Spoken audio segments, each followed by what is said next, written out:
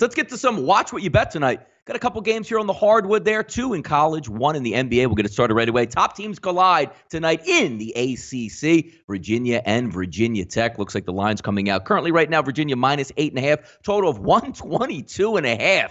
So we're looking at 2 really good defensive teams. Slowing the tempo down is what we're going to anticipate. Money line minus 440 plus 350. This game's going to be on TV tonight on the ACC Network, 8 p.m. from John Paul Jones Arena in Charlottesville. Teddy, Virginia Tech comes in. Not a lot of road games so far. 0-2 against the spread, while Virginia's sporting a 6-2 home ATS here with victories averaging 29 points. But there are a lot of lower-level teams that you do beat into that. Taking a look at this game, Teddy, ACC battle.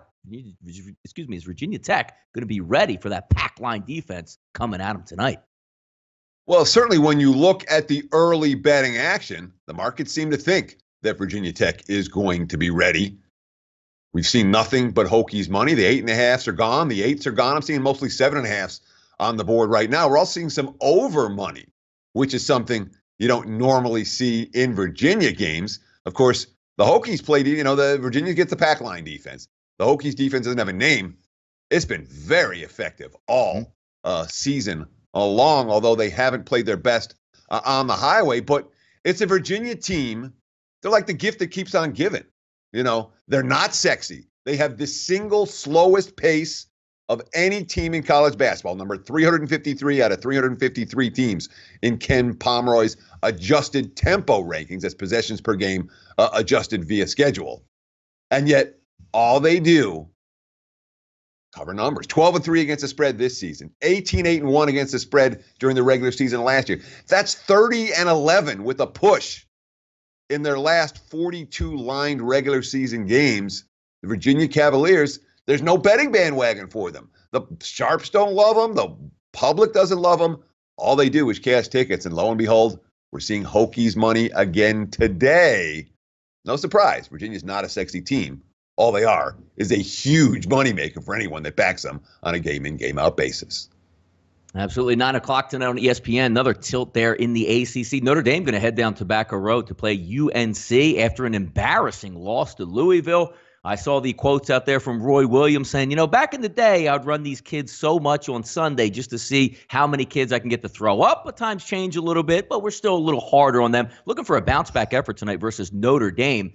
Should be an interesting one because you look at Notre Dame, again, not that much on the road. Most of the big boys stay home, and you'll have the neutral court games. 0-2 straight up, 1-1 against the spread. UNC 7-1 straight up, obviously outside of that loss that you just took on Saturday. 4-3-1 ATS. Some injury information. TJ Gibbs should be back for this game after missing the last one with an illness to help out Notre Dame. Number seems high, but are we going to get a correction that says, you know what? How bad UNC was on Saturday, they're really going to improve. They're going to have a bounce-back effort tonight in the Dean Dome, Teddy.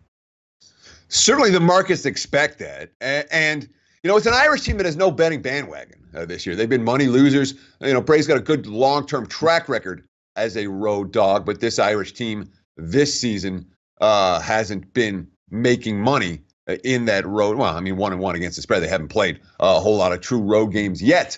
But it's a North Carolina team that, has done pretty well against the Irish. They've won 5 straight against Notre Dame, 3-2 against the spread. One of the non-covers was by like a half point in a game that they won pretty comfortably. That came back that since the Irish, at one point in 2015 and 2016, Notre Dame had won 3 straight against North Carolina. Well, that was then. This is now 5 straight wins for the Tar Heels. And North Carolina's been a pretty good point spread team this year, where Notre Dame, not so much. The Irish have only been +7 or higher once all season. They were +11, lost by 15 at Virginia Tech.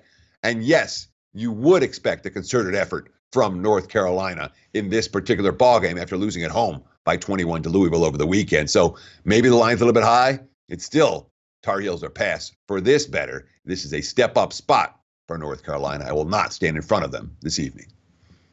To the hardcore, Teddy, controversy in the offseason. Jimmy Butler wrangling his teammates, wrangling Coach Tibbs. Well, turns out Coach Tibbs isn't around anymore, and neither is Jimmy Butler for Minnesota. Heading into Philadelphia, the city of brotherly love, reunited, Teddy, and it feels so good, or does it tonight? Jimmy Butler and the Sixers taking on the Minnesota Timberwolves. Sixers a favorite of -6.5, total of 231.5. If we take a look at the T-Wolves, just straight up on the road, not that good, Teddy, 6-15. Sixers playing good ball at the Wells Fargo, 18-4, but we're gamblers here. There's a lot of emotion in this game. You know, Jimmy Butler wants to show up his teammates. Maybe his old teammates want to show him up in his own building. A lot to look forward to here, Teddy, between the T-Wolves and the Sixers tonight. Yeah, and it's certainly, I want to start with the records, okay? The T-Wolves are 6-15 on the road, straight up. The Sixers are 18-4 at the Wells Fargo Center, straight up. Say, wow, I can't take Minnesota. They're getting killed on the road, and the Sixers keep. No. It's not straight up. It's ATS.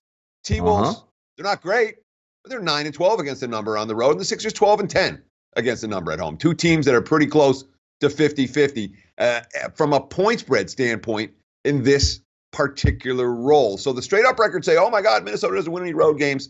They will. Philly doesn't lose any road games or any home games. They will. But more than that, from a point spread standpoint, the straight up records, not quite as influential. Now, we've seen a bunch of these return of the star or the former star in recent ball games. We really have. What did we see? We saw Tony Parker go back to San Antonio. Yep, just recent. Last night. We saw Blake Griffin go back to L.A. And beat the Clippers. And the really good performances from the teammates of the star as well as a star in these step-up type games. So you'd say, all right, well, this is where we see the guys that play with Jimmy Butler now looking to step up against his former squad. But, it's not the return trip to Minnesota.